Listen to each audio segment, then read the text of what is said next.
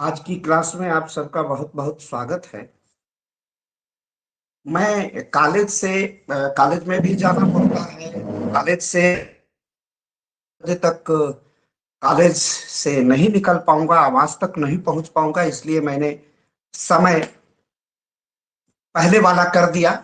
और कल संख्या बल भी बहुत कम थी, तो मुझे लगा कि यही समय ठीक है। आज देखिए, पुराने समय पर आए हैं तो हम लोग लगभग 58 लोग हो गए हैं। कल संख्या बहुत कम थी, तो मुझे लगता है कि यही समय उपयुक्त है, क्योंकि अन्य बच्चों का भी लाभ हो जाएगा। कुछ कोचिंग वोचिंग पढ़ने वाले भी हमारे बच्चे हैं, तो वो कोचिंग वोचिंग पढ़ के आ जाएंगे तो अपना क्लास कर लेंगे। मेरी आवाज पहुंच रही है आप तक, आप सभी तक?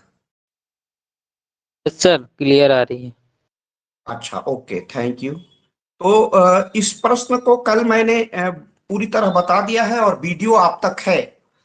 वीडियो में आप सुन सकते हैं। वीडियो रिकॉर्डिंग, चूंकि अब ऐप में कुछ तकनीकी परिवर्तन हुआ है, तो मैं 10 मिनट के बाद जुड़ता हूँ। 10 मिनट लग जाता है बच्चों को जुड़ने में, तो 10 मिनट के बाद वीडियो स्टार्ट होता है, तो आप उसे आगे बढ़ा लेंगे।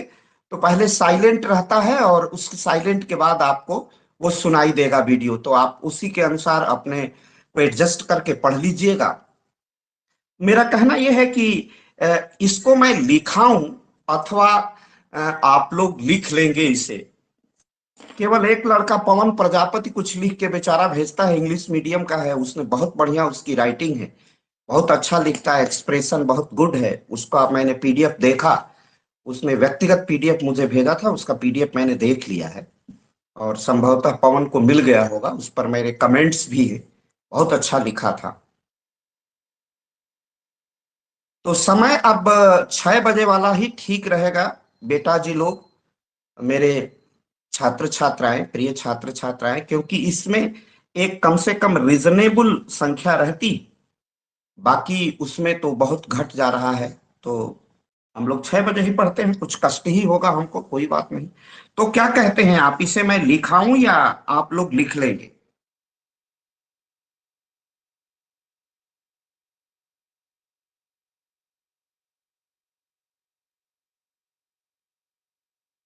आप जैसा कहें, आप लोग जैसा कहेंगे वैसा मैं कर दूंगा।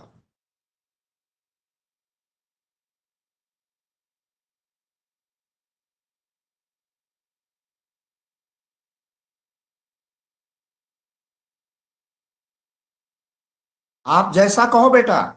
मेरी आवाज पहुंच रही है, बोलिए। अगर लिखना है तो मैं लिखवा दूंगा। लिखवा दीजिए सर। जी सर। ओके ओके ओके, मैं यही जानना चाहता था, आप लोगों की इच्छा है तो मैं लिखवा। लेकिन अपने से भी कुछ लिख के हमें भेजा करिए। मुझे व्यक्तिगत पीडीएफ भेज दीजिए, ग्रुप में ना डालिए, मुझे व्यक्तिगत भेज दीजिए, मैं व्यक्तिगत देख लूंगा। आप लोग कहेंगे तो पीडीएफ वाला ग्रुप खोल देंगे। लिखिए, प्रश्न लिख लीजिए, प्रश्न लिख लीजिए।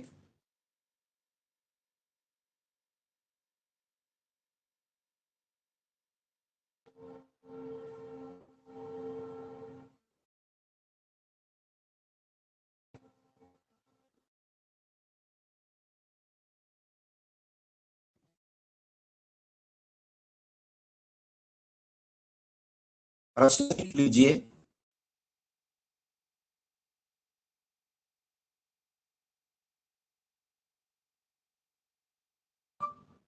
केंद्रीकरण से आप क्या समझते हैं?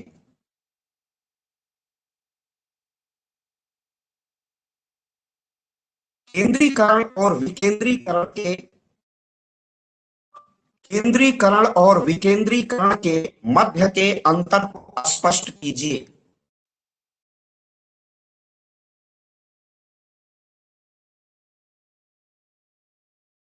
What do you understanding by centralisation? केंद्रीकरण से आप क्या समझते हैं? विकेंद्रीकरण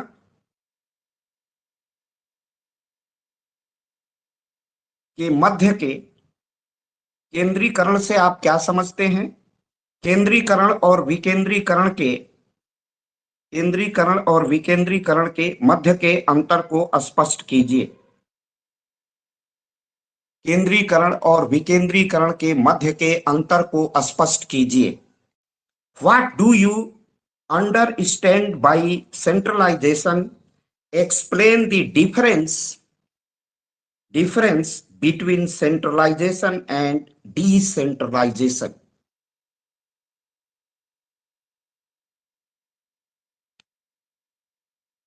यही प्रश्न दूसरे तरह से पूछेगा तो क्या होगा? अथवा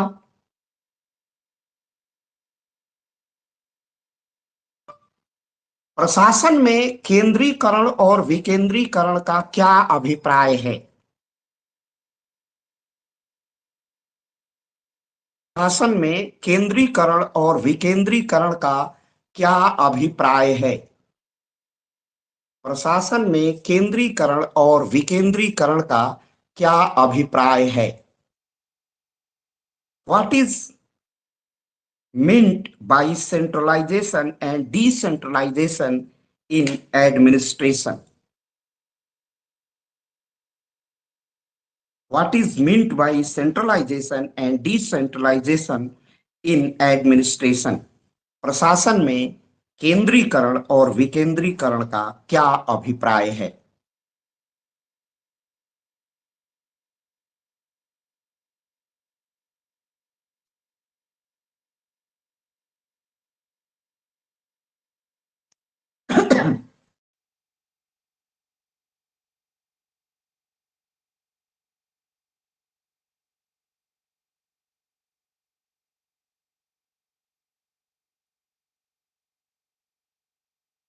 जब लोक प्रशासन में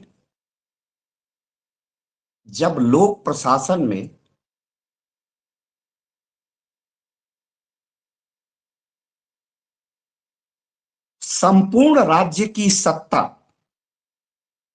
जब लोक प्रशासन में संपूर्ण राज्य की सत्ता, जब लोक प्रशासन में संपूर्ण राज्य की सत्ता एक स्थान पर केंद्रित हो जाती है, एक स्थान पर केंद्रित हो जाती है,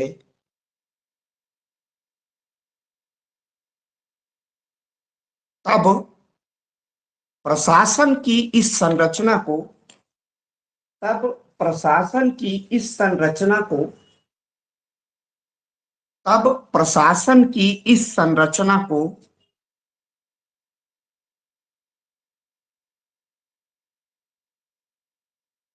केंद्रीकरण कहा जाता है। केंद्रीकरण कहा जाता है।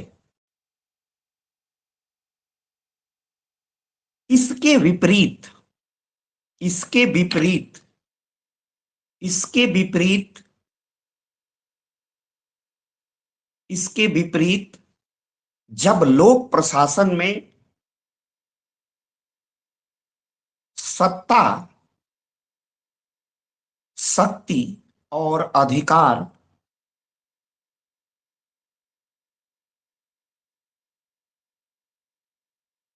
एक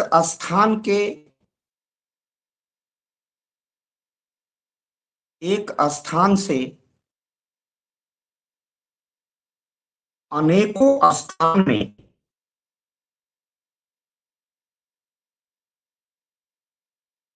वितरित कर दी जाती है, वितरित कर दी जाती है,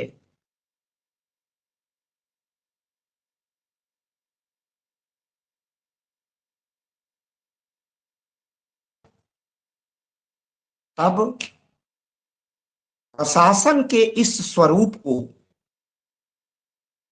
तब प्रशासन के इस स्वरूप को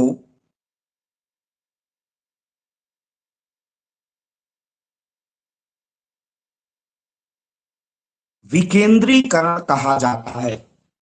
तब प्रशासन के इस स्वरूप को विकेंद्रीकरण कहा जाता है। तब प्रशासन के इस स्वरूप को विकेंद्रीकरण का तब प्रशासन के इस स्वरूप को विकेंद्रीकरण कहा जाता है।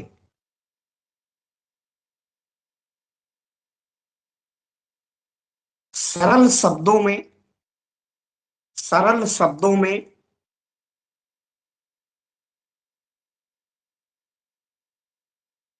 राज्य की सत्ता, सरल शब्दों में राज्य की सत्ता, शक्ति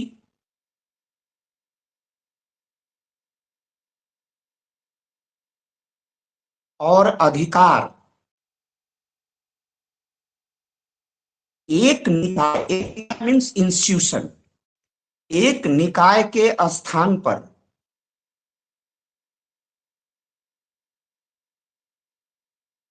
कई निकायों में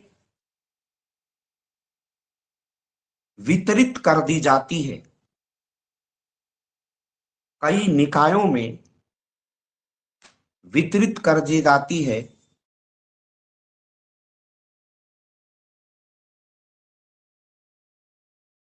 तब हम इस प्रकार की, तब हम मत लिखिएगा, प्रशासनिक संरचना का, तब प्रशासनिक संरचना का, तब प्रशासनिक संरचना का विकेंद्रीकरण होता है। तब प्रशासनिक संरचना का विकेंद्रीकरण होता है।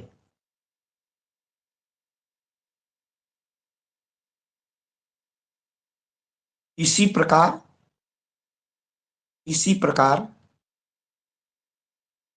राज्य की सत्ता, इसी प्रकार जब राज्य की सत्ता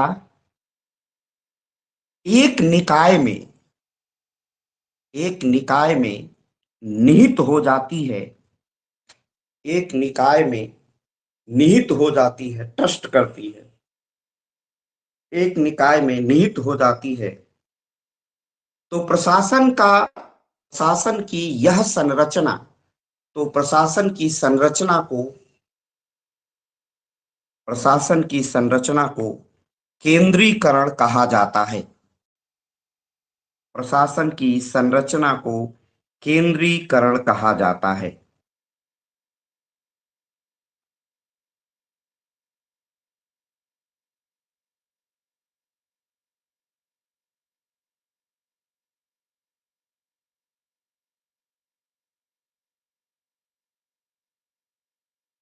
तो वस्तुतः, वस्तुतः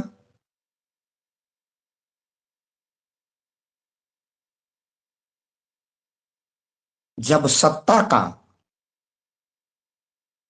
वस्तुतः जब सत्ता का विभाजन होता है तो वह विकेंद्रीकरण है। वस्तुतः जब सत्ता का विभाजन होता है तो वह विकेंद्रीकरण है, और सत्ता का विभाजन नहीं होता है तो वह केंद्रीकरण है। वस्तुतः जब सत्ता का विभाजन होता है तो वह विकेंद्रीकरण है, और जब सत्ता का विभाजन नहीं होता है तो वह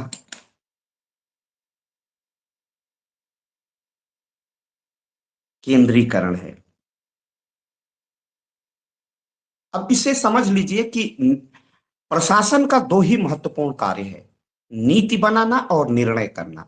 निर्णय करने वाले निकाय, केवल जब निर्णय करने वाला निकाय एक होगा तब वहां पर केंद्रीकरण होगा, और निर्णय करने वाला निकाय एक के स्थान पर कई जगह पर होगा, जैसे केंद्र में भी प्रशासनिक निर्णय होंगे, होंगे राज्य में भी प्रशासनिक निर्णय होंगे। तब अगर राज्य में भी होंगे, जनपद में होंगे और गांवों तक होंगे निर्णय, तब हम कहेंगे कि यह सत्ता का विकेंद्रीकरण है। प्रशासन शक्ति, सत्ता और अधिकार का एकमात्र काम होता है निर्णय करना। बहुत छोटा उदाहरण, गांव में इंटरलॉकिंग करानी है, जिसे हम लोग गांव में बोलचाल की भाषा में खड़ंजा कहते हैं। अगर वो लगाना है तो वह कहां से कहां तक किस रास्ते पर बनेगा, इसका निर्णय गांव की पंचायत करती है, जो इलेक्टेड बॉडी है, जो निर्वाचित प्रतिनिधि है गांव के ग्राम प्रधान और उनकी पंचायत इंटरलॉकिंग का प्रबंधन करती है, कहां से कहां लगेगा इसका प्रबंधन देखती है। तो इसे हम क्या कहते हैं, निर्णय लेना कहते हैं। तो निर्णय गांव में भी दे दिया गया है, निर्णय जिलाधिकारी पद में, उसके लिए भी वहां की सरकार है, जिला पंचायत के अध्यक्ष हैं।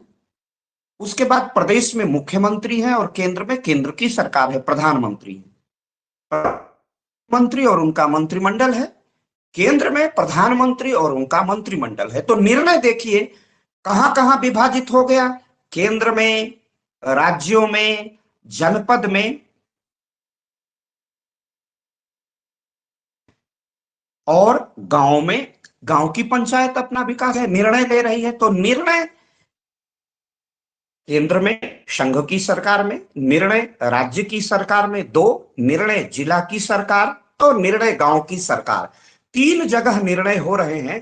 तो मोटे तौर पर जहां निर्णय होते हैं, जहां नीतियां बनती हैं, अगर निर्णय लेने के एक से अधिक स्थान बनते हैं, निकाय बनते हैं, केंद्र की सरकार एक केंद्रीय मंत्रिमंडल, एक प्रधानमंत्री सहित, राज्य में राज्य का मंत्रिमंडल मुख्यमंत्री सहित है, जिला परिषद जिला पंचायत है और गांव में है।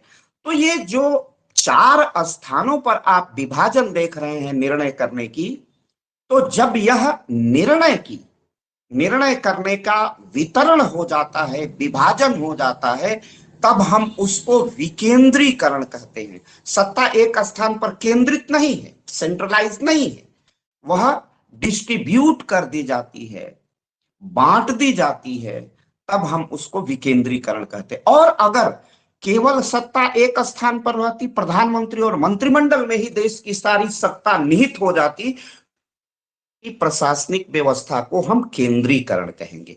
यही केंद्रीकरण और विकेंद्रीकरण के मध्य का अंतर है।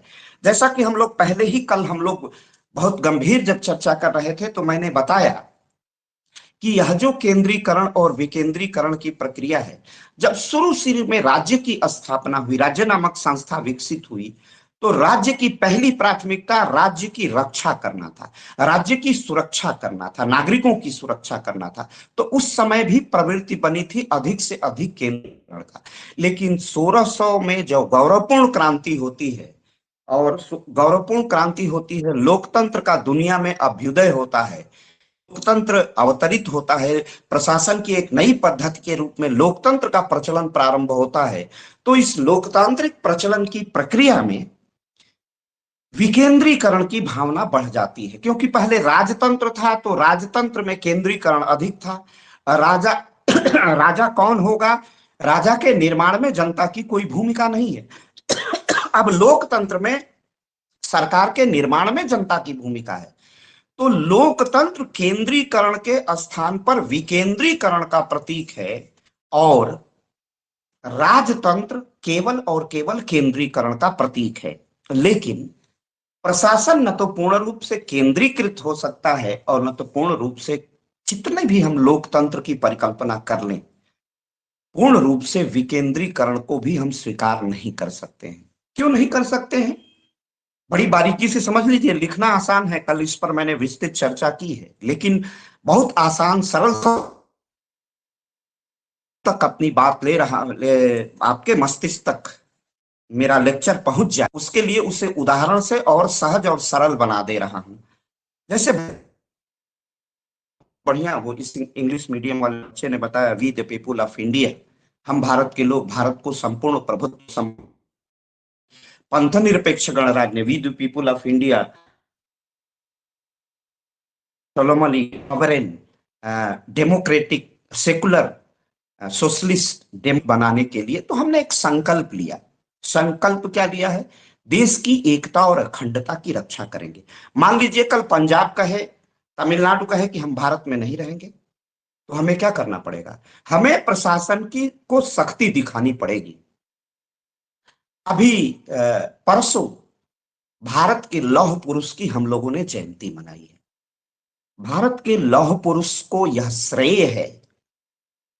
प्रधानमंत्री तो उन्हीं को होना चाहिए था, लेकिन इतिहास उसकी पीड़ा को झेलता है। लौह पुरुष ने किस तरह भारत को एक किया था। हैदराबाद के निजाम, जूनागढ़ के निजाम, ज्वारहाट, असम, गुवाहाटी के निजाम, सब पर कब्जा किया। देश के भूगोल, अब तो भी हमारा जो विभाजित भारत था, हम नक्शे पर बंट गए। पाकिस्तान नामक नया देश उदित हो गया। अंग्रेजों की चाल, कुत्सित राजनीति, हिंदू मुसलमान का प्रश्न लेकर के हमारा विभाजन हो गया। रक्तरंजित विभाजन हुआ, जो कि नहीं होना चाहिए था विभाजन, क्योंकि मुसलमान यहां भी हैं और इस देश के स्वतंत्रता के मुक्ति संग्राम में हिंदू मुसलमानों ने समान रूप से काम किया है। मुसलमानों का यह मादरे वतन है। तो एक विभाजन हुआ, वो इतिहास हम लोगों को नहीं पढ़ना है, लेकिन केंद्रीकरण की प्रवृत्ति देखिए। मैं केवल संकेत कर रहा हूं कि लौह पुरुष भारत के उप प्रधानमंत्री और भारत के गृह मंत्री सरदार वल्लभ भाई पटेल के पुरुषार्थ से भारत की एकता और अखंडता और इतना विशाल हमारी सीमाएं सुरक्षित हुई, हमारे भूगोल का विस्तार हुआ और हमारी अलगाव प्रवृत्तिवादी प्रवृत्तियों का शमन हुआ। उसके पीछे केंद्रीकरण, यही प्रशासन का केंद्रीकरण। गृह मंत्री ने कहा कि भारत के संविधान में इस प्रकार का प्राविधान है। भारत रत्न डॉक्टर बाबा साहेब अंबेडकर के संविधान के वो मौलिक सिद्धांत थे। वो ड्राफ्ट कमेटी के सदस्य थे, अध्यक्ष थे, और भारत का संविधान का निर्माण पूरी संविधान सभा ने किया है। लेकिन बाबा साहेब का अपूर्व अभूतपूर्व योगदान है कि उन्होंने एक मजबूत केंद्र की स्थापना की है। मजबूत केंद्र माने कि विकेंद्रीकरण रहेगा प्रशासन का, लेकिन प्रश्न देश की एकता और अखंडता का आएगा तो हम एक सशक्त केंद्रीकरण में परिवर्तित हो जाएंगे, क्योंकि देश की एकता और अखंडता सबसे महत्वपूर्ण और प्रधान तत्व है। तो मेरे कहने का अर्थ और अभिप्राय यही है, आप तक अपनी बात कहने का, ले जाने का, कि केंद्रीकरण और विकेंद्रीकरण, ये विकेंद्रीकरण हमारा आदेश है, आदर्श है, आइडियल है। डिसेंट्रलाइजेशन हमारा आइडियल है, आदर्श है। लेकिन देश की एकता और अखंडता, राष्ट्र की सुरक्षा के लिए, डिफेंस के लिए, भारत की सीमाओं के प्रबंधन के लिए, भारत का बॉर्डर मैनेजमेंट के लिए कभी कभी यह आवश्यक हो जाता है कि केंद्रीकरण की प्रवृत्ति को बढ़ाएं। इसीलिए प्रशासन न तो पूर्ण रूप से केंद्रीकृत हो सकता है, न तो पूर्ण रूप से विकेंद्रित हो सकता है। आवश्यकता अनुसार, आप ही लोगों में से कल प्रश्न आया था 352, 356 और 360, यह भारत के केंद्रीकरण की करने की प्रकृति और प्रवृत्ति है। यह स्वभाव है जिससे भारत की एकता और अखंडता सुरक्षित हो सकती है। पूरे विश्व के प्रशासन में पहली यूनिट लोक प्रशासन की है। हम वैश्विक स्तर पर केंद्रीकरण और विकेंद्रीकरण पढ़ रहे हैं। हमने केंद्रीकरण की प्रवृत्ति कहाँ देखी है अधिकाधिक रूप में? हम लोग, आपको बीए फर्स्ट ईयर में मैंने ब्रिटेन का संविधान, यूनाइटेड किंगडम का संविधान बताया है, पढ़ाया है। तो इन यूनाइटेड किंगडम का प्रशासन, संयुक्त राज्य या ब्रिटेन का प्रशासन किस तरह का प्रशासन है?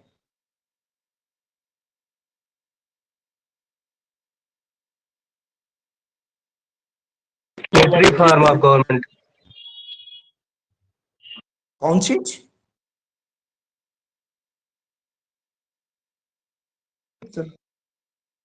हाँ बोलिए। सर केंद्रीकृत है। केंद्रीकृत है, एग्जैक्टली केंद्रीकृत है कि वहां मंत्रिमंडल है, सत्ता का एकदम विभाजन नहीं है, वहां जिले नहीं है, प्रांत राज्य नहीं है, उनके पास कोई प्रशासनिक अधिकार नहीं है। अधिकार कहाँ है? केवल केवल ब्रिटेन के कैबिनेट और उसके प्राइम मिनिस्टर में ही सारे अधिकार निहित हैं। इसलिए वह यूनिटरी फॉर्म ऑफ गवर्नमेंट है, वहां पर केंद्रीकरण है। और ठीक उसके बाद विश्व में जब दूसरा लोकतांत्रिक प्रयोग होता है, वह कहाँ है? 1789 में। कहाँ होता है? संयुक्त राज्य अमेरिका में। तो संयुक्त राज्य अमेरिका में प्रवृत्ति क्या होती है? केंद्र और राज्य के मध्य शक्तियों का विभाजन होता है। तो वहां पर हम विकेंद्रीकरण की प्रवृत्ति देखने को मिलती है, वहां विकेंद्रीकरण सत्ता का होता है। तो ये दो प्रवृत्तियां हमारे सम्मुख हैं, केंद्रीकरण और विकेंद्रीकरण। उन्हें लगा कि हम विकेंद्रित होकर के लोकतंत्र को स्वस्थ और मजबूत बना सकते हैं, लोकतंत्र को शक्तिशाली बना सकते हैं, लोगों के हाथों को और मजबूत कर सकते हैं, जनता को अधिकतम अधिकार दे सकते हैं। और जनता को अधिकतम अधिकार देने की प्रक्रिया और प्रणाली जब ब्रिटेन अंगीकार कर रहा था तो उसे लगा कि हम केंद्रीकृत ब्रिटेन बना करके लोगों के हाथों में अधिक शक्तियां देंगे। और दोनों पर विचार करिए, ब्रिटेन में संसद संप्रभु है और वह संसद का निर्माण ब्रिटेन के नागरिक करते हैं, यूनाइटेड किंगडम के सिटीजन करते हैं, नागरिक करते हैं। तो वहां भी लोकतंत्र अपने अपने स्वरूप में शाली है और सत्ता का विभाजन करके संयुक्त राज्य अमेरिका में भी बूथ है, क्योंकि वहां भी लोगों को अत्यधिक अधिकार है, नागरिकों को अत्यधिक अधिकार है। तो यही दो प्रवृत्तियां हैं प्रशासन में कि प्रशासन को हम बांट के वितरित करके चले या प्रशासन का केंद्रीकरण करें। कल हम लोगों ने यह भी बात की थी कि आदर्श दुनिया में जहां भी लोकतंत्र है वहां का आदर्श है केंद्रीकरण। और इसके बाद पैराग्राफ चेंज करिए।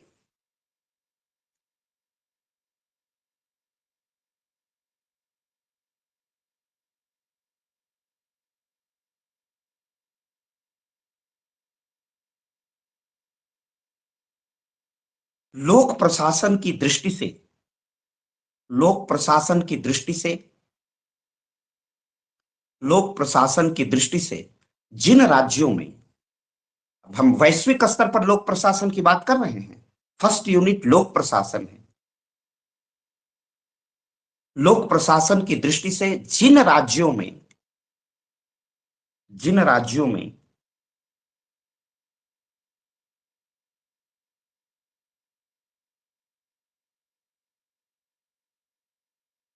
केवल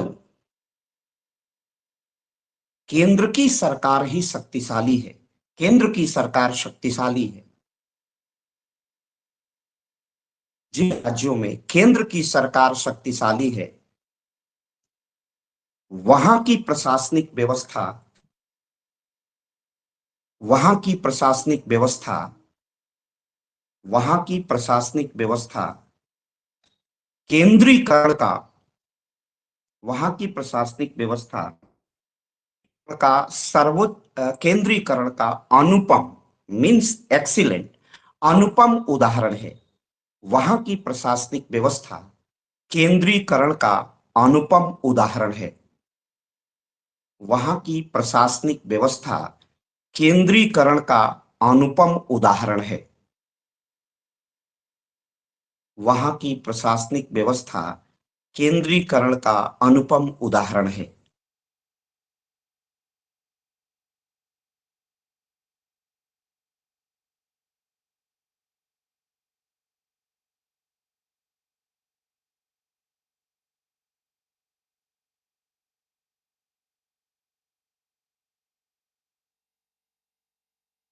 विश्व के राज्यों में विश्व के राज्यों में विश्व के राज्यों में संयुक्त राज्य यूनाइटेड किंगडम, पोस्ट में लिख लीजिएगा ब्रिटेन।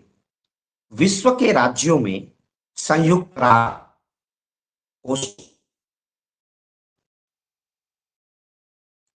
केंद्रीकृत प्रशासनिक व्यवस्था का केंद्रीकृत प्रशासनिक व्यवस्था का सर्वोत्तम उदाहरण है। केंद्रीकृत प्रशासनिक व्यवस्था का सर्वोत्तम उदाहरण है। केंद्रीकृत प्रशासनिक व्यवस्था का सर्वोत्तम उदाहरण है।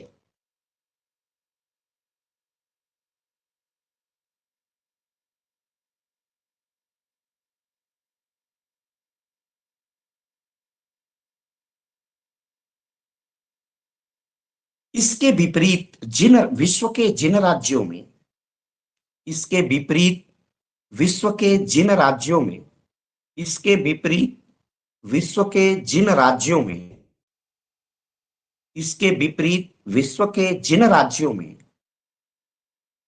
इसके विपरीत विश्व के जिन राज्यों में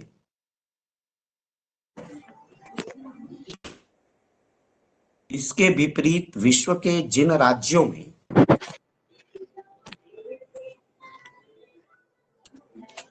इसके विपरीत विश्व के जिन राज्यों में, बेटा किसी का माइक ऑन है उसको म्यूट कर लीजिए। इसके विपरीत विश्व के जिन राज्यों में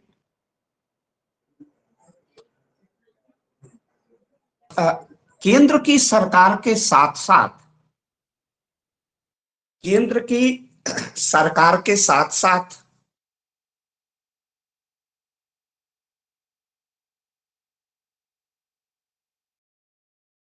राज्य की सरकारों का भी, राज्य की सरकार, स्थानीय सरकार, सेल्फ लोकल गवर्नमेंट, राज्य की सरकार तथा स्थानीय स्थानीय सरकारों का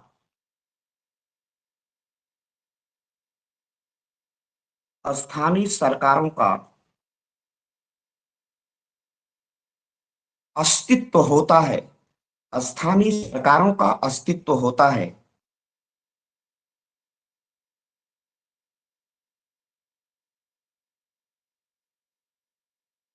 तब ऐसी प्रशासनिक व्यवस्था तब ऐसी प्रशासनिक व्यवस्था तब ऐसी प्रशासनिक व्यवस्था विकेंद्रित प्रशासनिक व्यवस्था कहलाती है। तब ऐसी प्रशासनिक व्यवस्था विकेंद्रित प्रशासनिक व्यवस्था कहलाती है। तब ऐसी प्रशासनिक व्यवस्था विकेंद्रित प्रशासनिक व्यवस्था कहलाती है। विकेंद्रित प्रशासनिक व्यवस्था कहलाती है। विकेंद्रित प्रशासनिक व्यवस्था कहलाती है।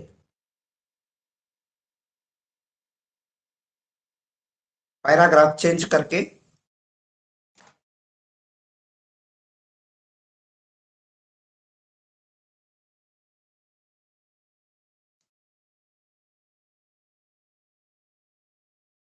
विकेंद्रीकरण और केंद्रीकरण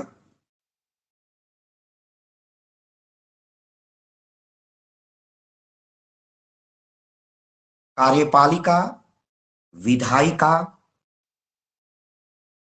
न्यायपालिका, केंद्रीकरण और विकेंद्रीकरण, विधायिका, न्यायपालिका और वित्तीय क्षेत्र में कार्यपालिका, विधायिका और वित्तीय क्षेत्र में परिलक्षित होती है। वित्तीय क्षेत्र में परिलक्षित होता है। परिलक्षित माने ये तो मैं समझा रहा हूं। कार्यपालिका, विधायिका, न्यायपालिका और वित्तीय क्षेत्र में परिलक्षित होता है। वित्तीय क्षेत्र में परिलक्षित होता है। केंद्रीकरण है तो प्रशासन का अर्थात कार्यपालिका एक ही कार्यपालिका है, जैसे ब्रिटेन में।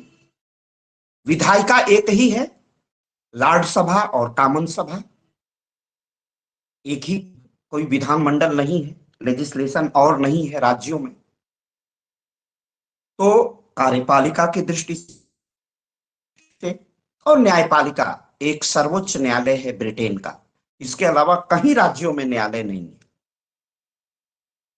उच्च न्यायालय है वही प्रारंभिक न्यायालय है, वही आखिरी न्यायालय है। वित्तीय क्षेत्र में पूरे ब्रिटेन के वित्त का प्रबंधन ब्रिटेन का मंत्रिमंडल और उसका प्रधानमंत्री ही करता है। केंद्रीय स्तर पर ही वित्त का नियंत्रण होता है। तो कार्यपालिका, विधायिका, न्यायपालिका और वित्त के स्तर पर प्रशासन का केंद्रीकरण ब्रिटेन में दिखाई देता है। अमेरिका में विधायिका, कार्यपालिका, प्रशासन, लेजिस्लेशन भी बनती है, और जुडिशरी जहां न्याय होता है, और वित्त, इन तीनों का विभाजन आप देखेंगे, चारों का विभाजन, कार्यपालिका, विधायिका, न्यायपालिका, तो विकेंद्रीकरण इन स्थानों पर दिखाई देता है।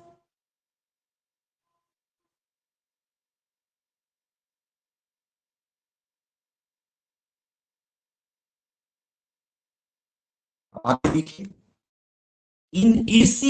इन्हीं तथ्यों को ध्यान में रखते हुए, इन तथ्यों को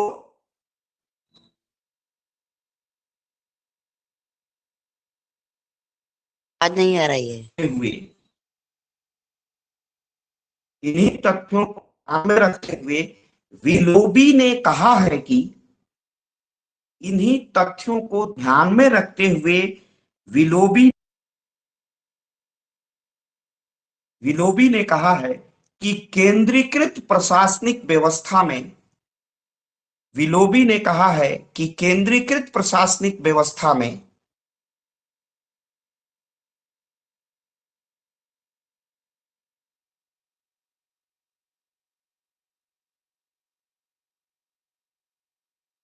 इकाइयों के पास कोई शक्ति नहीं होती है। इकाइयों की, यूनिट्स में माने जैसे प्रांत हैं, राज्य हैं, इकाइयों के पास कोई शक्ति नहीं होती है। वह मात्र वह मात्र प्रशासनिक अभिकरण के रूप में कार्य करती हैं। वह मात्र प्रशासनिक अभिकरण, एडमिनिस्ट्रेटिव एजेंसी, प्रशासनिक अभिकरण के रूप में कार्य करती हैं।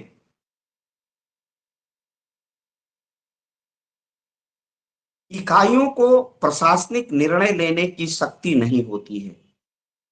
इकाइयों को प्रशासनिक निर्णय लेने की शक्ति नहीं होती है।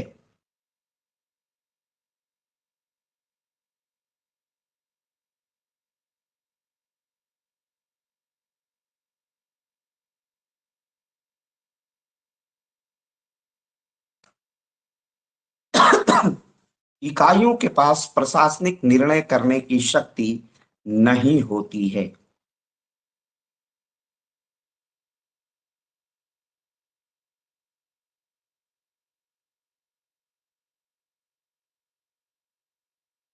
इसी प्रकार एलडी व्हाइट ने इसी प्रकार एलडी व्हाइट ने केंद्रीकरण और विकेंद्रीकरण को व्याख्यायित करते हुए, इसी प्रकार एलडी व्हाइट ने केंद्रीकरण और विकेंद्रीकरण को परिभाषित करते हुए, इसी प्रकार एलडी व्हाइट ने केंद्रीकरण और विकेंद्रीकरण को परिभाषित करते हुए कहा है,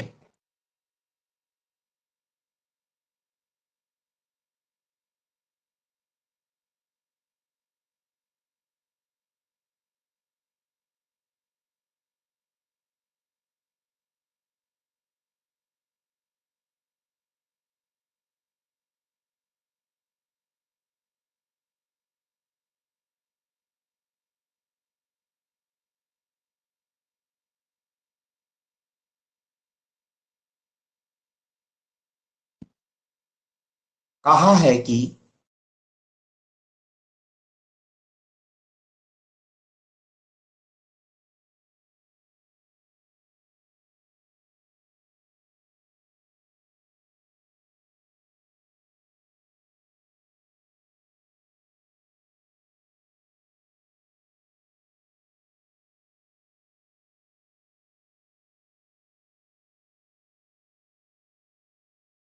अविस्थापन की स्थिति माने सत्ता बंटे नहीं, सत्ता के अविस्थापन की स्थिति, अविस्थापन की स्थिति केंद्रीकरण है। अविस्थापन की स्थिति केंद्रीकरण है।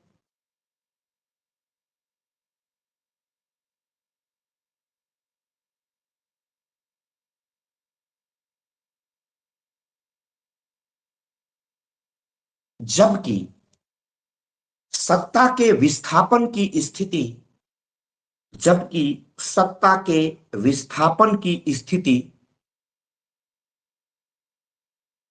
जबकि सत्ता के विस्थापन की स्थिति सत्ता के विस्थापन की स्थिति विकेंद्रीकरण कहलाती है।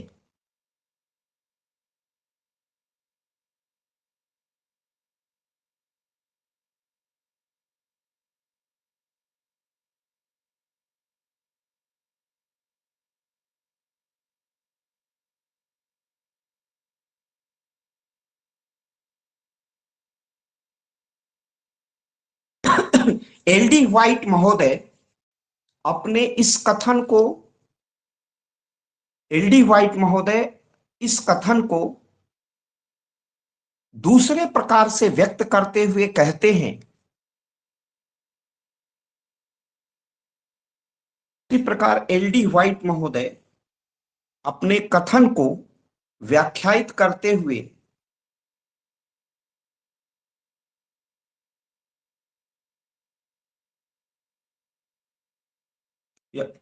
दूसरे तरह से व्याख्यायित करते हुए एलडी व्हाइट महोदय अपने कथन को दूसरे तरह से व्याख्यायित करते हुए क्या कह रहे हैं? दूसरे तरफ से अब समझा दे रहे हैं। दूसरे तरफ से व्याख्यायित करते हुए कहते हैं कि सत्ता जब निम्न तल से चलकर, सत्ता बॉटम टू हाईएस्ट, निम्न तल से प्रारंभ होकर केवल उच्च तल में, निम्न तल से आरंभ होकर सत्ता निम्न तल से आरंभ होकर उच्च तल में केंद्रित हो जाती है, तो वह व्यवस्था केंद्रीकृत व्यवस्था है। सत्ता निम्न तल से चलकर उच्च तल में व्यवस्थित हो जाती है, तो यह केंद्रीकृत प्रशासनिक व्यवस्था है। तो यह केंद्रीकृत प्रशासनिक व्यवस्था है। तो यह केंद्रीकृत प्रशासनिक व्यवस्था है। इसी प्रकार सत्ता उच्च, इसी प्रकार प्रशासनिक व्यवस्था उच्च तल से चलते हुए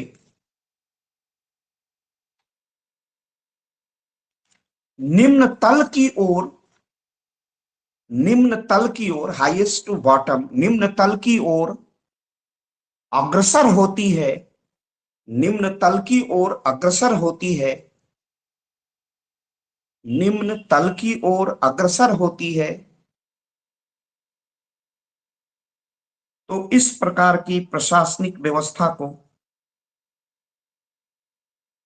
अग्रसर होती है, तो इस प्रकार की प्रशासनिक व्यवस्था को, इस प्रकार की प्रशासनिक व्यवस्था को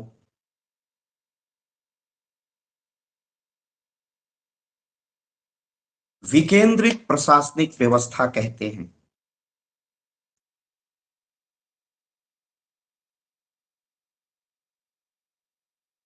विकेंद्रित है। अब देखिए, बहुत अपनी ही बात को एक दूसरे ढंग से एलडी व्हाइट कहते हैं। जहां पर आरंभ नहीं होती है सत्ता, मान लीजिए अगर शुरू भी है तो सारी सत्ता नीचे से समाप्त होती जाती है और केवल जाकर के केंद्र में स्थित हो जाती है, एक जगह जा पड़कर सेंट्रलाइज हो जाती है। तो वो कहते हैं कि निम्न तल से, अगर प्रशासन की व्यवस्था निम्न तल से मानी जाए कि वहां तक प्रशासन हमारा पहुंचता है, तो निम्न तल से शुरू होकर और सारे अधिकार केवल और केवल केंद्र में जाकर के जब स्थित हो जाते हैं, तो ऐसी प्रशासनिक व्यवस्था को हम कहते हैं। और इसके भी हैं एलडी व्हाइट महोदय कि जब उच्च तल से चलती हुई सत्ता अधिक से अधिक उच्चता केंद्र तक है, उच्च स्तर तक, और उससे चलकर वो नीचे के स्तर तक सत्ता जाती है, अपना स्थान बना लेती है। निम्न तल से चलती हुई केवल स्थान ऊपर बना लेती है, तो केंद्रीकृत प्रशासनिक व्यवस्था, और उच्च तल से चलती हुई नीचे तक पहुंच जाती है, तो ऐसी प्रशासनिक व्यवस्था। इसका अर्थ यह, एलडी व्हाइट के कहने का अर्थ यह कदापि नहीं है कि ऊपर से चल के नीचे ही लुढ़क जाए और ऊपर सत्ता ना रहे, ऊपर भी सत्ता रहेगी। नीचे से चल करके केवल एक जगह पर केंद्रित हो जाती है, तो वो केंद्रीकृत व्यवस्था है। और ऊपर से सबसे शक्तिशाली स्थान से चलती हुई सत्ता, चूंकि अंग्रेज विद्वान हैं और अमेरिका के हैं, तो उन्होंने कहा कि ऊपर से चलती हुई प्रशासनिक व्यवस्था अपना अधिकतर अधिकार ऊपर छोड़ करके कुछ कुछ नीचे चलती जाती है, अधिकार बांटती चलती है, तो ऐसी प्रशासनिक व्यवस्था विकेंद्रित प्रशासनिक व्यवस्था एल.डी. व्हाइट महोदय ने प्रस्तुत किया था। ये केंद्रीकरण और मध्य का ये अंतर है, आप सब जान गए हैं। पैराग्राफ चेंज और करिए।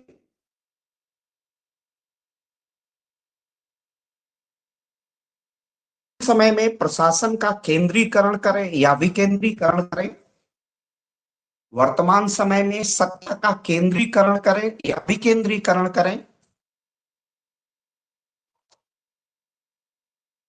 यह महत्वपूर्ण प्रश्न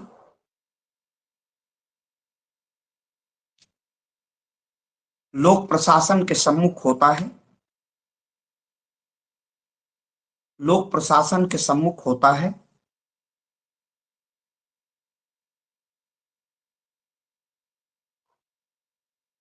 लोकतांत्रिक प्रशासनिक व्यवस्था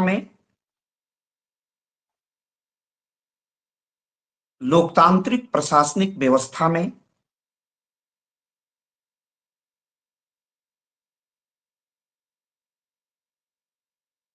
स्थानीय स्वायत्तता,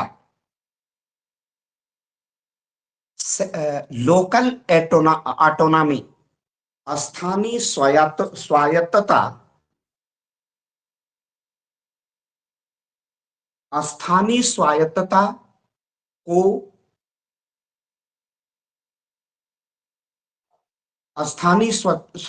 स्वायत्तता को महत्व दिया जाता है, इंपॉर्टेंस होता है उसका, कि अधिक से अधिक स्थानीय स्तर पर भी सत्ता का स्वरूप विभाजित हो।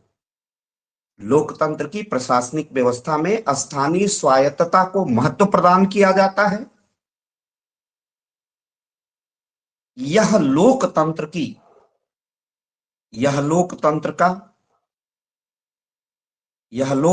की महत्वपूर्ण उपलब्धि एवं लोकतंत्र का महत्वपूर्ण सिद्धांत है।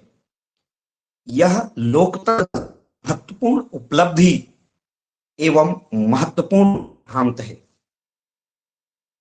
यह लोकतंत्र की महत्वपूर्ण उपलब्धि और महत्वपूर्ण सिद्धांत है।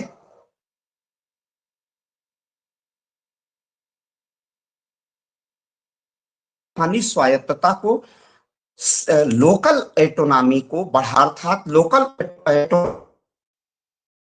हैं, हमारे स्थानीय निकायां हैं, चाहे शहर की निकायां हो, ग्रामीण को, उनको स्वायत्त बनाया जाए, उनको अधिकार दिया जाए, उनको निर्णय की शक्ति दी जाए, वहां से भी आदेश निर्देश निर्गत हो सके।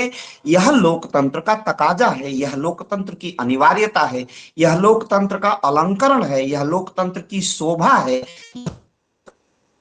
कि हम सत्ता का अधिक से अधिक विभाजन करें और स्थानीय स्वायत्तता को बढ़ावा दें, स्थानीय स्वायत्तता में श्री वृद्धि करें, यह मंगल करें, श्री वृद्धि करें, ऐसी कामना, ऐसी इच्छा लोकतंत्र की है। तो आपने क्या लिखा?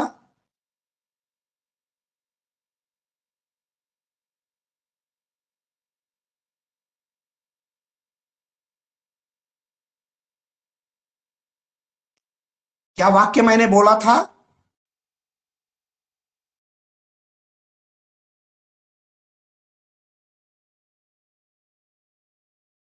एक बार मेरे वाक्य को रिपीट कर दीजिए। यह लोकतंत्र की महत्वपूर्ण उपलब्धि और महत्वपूर्ण सिद्धांत है। Good good good. इसलिए लोकतांत्रिक परिवेश और पर्यावरण में, इस प्रकार लोकतांत्रिक परिवेश और पर्यावरण की, इस प्रकार लोकतांत्रिक परिवेश और पर्यावरण की प्रशासनिक व्यवस्था में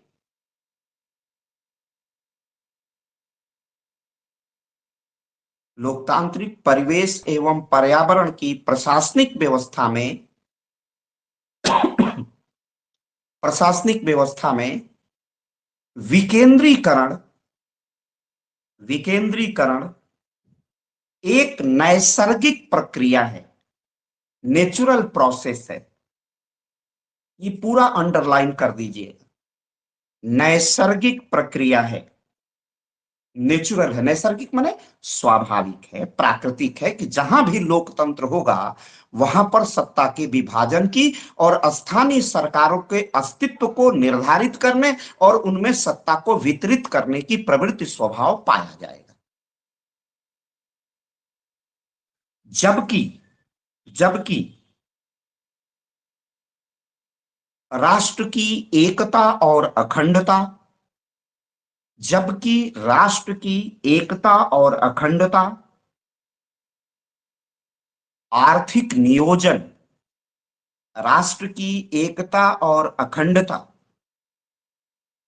एवं आर्थिक नियोजन के लिए, आर्थिक नियोजन के लिए, आर्थिक नियोजन के लिए केंद्रीकरण, केंद्रीकरण अनिवार्य आवश्यकता होती है, अनिवार्य आवश्यकता होती है, अनिवार्य आवश्यकता होती है।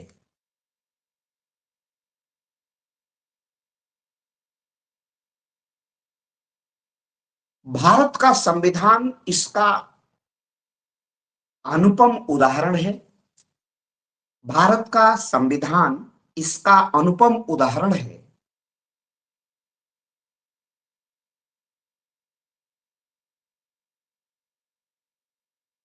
भारत का संविधान इसका अनुपम उदाहरण है। भारत की प्रशासनिक व्यवस्था, भारत राज्य की प्रशासनिक व्यवस्था, भारत राज्य की प्रशासनिक व्यवस्था सामान्यतया, जनरली, सामान्यतया विकेंद्रित प्रशासनिक व्यवस्था है। सामान्यतया विकेंद्रित प्रशासनिक व्यवस्था है। सामान्यतया विकेंद्रित प्रशासनिक व्यवस्था है।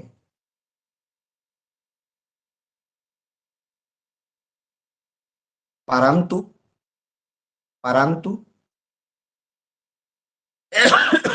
परंतु राष्ट्र की एकता और अखंडता को दृष्टिपथ में रखकर, परंतु राष्ट्र की एकता और अखंडता को दृष्टिपथ में रखकर,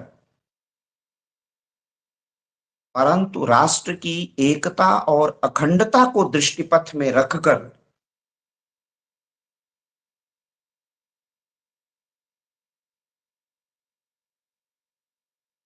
भारत की प्रशासनिक व्यवस्था में, भारत की प्रशासनिक व्यवस्था में, भारत की प्रशासनिक व्यवस्था में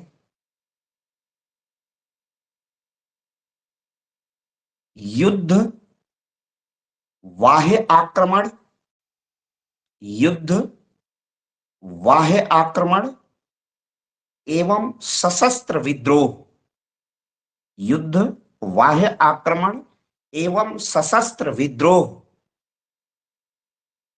कोष्ठ में लिख लीजिएगा 356, अरे 352,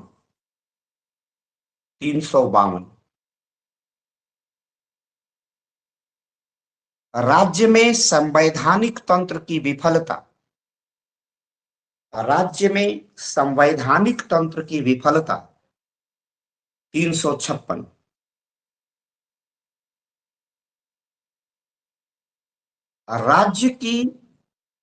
राज्य का वित्तीय संकट, पोस्ट में लिख लीजिए अनुच्छेद 360, तो अनुच्छेद 352, अनुच्छेद 356, अनुच्छेद 360।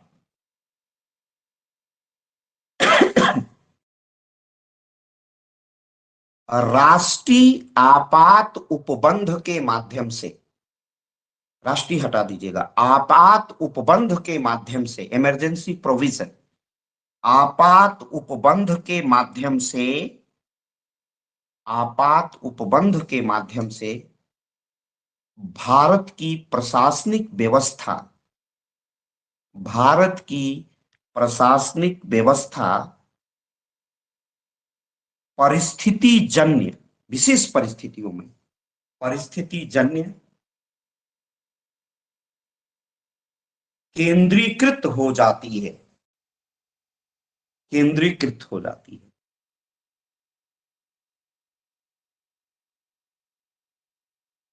ये पहला उदाहरण है जहां पर दोनों तत्व विद्यमान हैं, केंद्रीकरण और विकेंद्रीकरण। यूनाइटेड किंगडम पूरी तरह केंद्रीकृत है, लेकिन वहां भी विकेंद्रीकरण की बात चलती है और बहुत स्वायत्तता दे भी गई है धीरे धीरे, लेकिन उतनी नहीं दी गई है। और इसके विपरीत संयुक्त राज्य अमेरिका का, बस यही लिखा के अंतिम वाक्य बंद कर देंगे, कल पढ़ाएंगे। संयुक्त राज्य अमेरिका का संविधान और प्रशासनिक व्यवस्था, संयुक्त राज्य अमेरिका का संविधान और प्रशासनिक व्यवस्था विकेंद्रीकृत प्रशासनिक व्यवस्था है, विकेंद्रीकृत प्रशासनिक व्यवस्था है, विकेंद्रीकृत प्रशासनिक व्यवस्था है, डिसेंट्रलाइज्ड वहां पर एडमिनिस्ट्रेशन है। परंतु विशेष परिस्थितियों के अनुसार, परंतु विशेष परिस्थितियों के अनुसार संयुक्त राज्य अमेरिका में भी, संयुक्त राज्य अमेरिका में भी, संयुक्त राज्य अमेरिका में भी, संयुक्त राज्य अमेरिका में भी आवश्यक एवं अपेक्षित मात्रा में, जितना आवश्यक है, जितनी अपेक्षा की जा सकती है, इतना केंद्रीकरण, आवश्यक एवं अपेक्षित मात्रा में, जितनी नेसेसिटी है, जितना नीड है, आवश्यक एवं अपेक्षित मात्रा में केंद्रीकरण की प्रवृत्ति दिखाई देती है, केंद्रीकरण की प्रवृत्ति दिखाई देती है, केंद्रीकरण की प्रवृत्ति दिखाई देती है, केंद्रीकरण की प्रवृत्ति दिखाई देती है।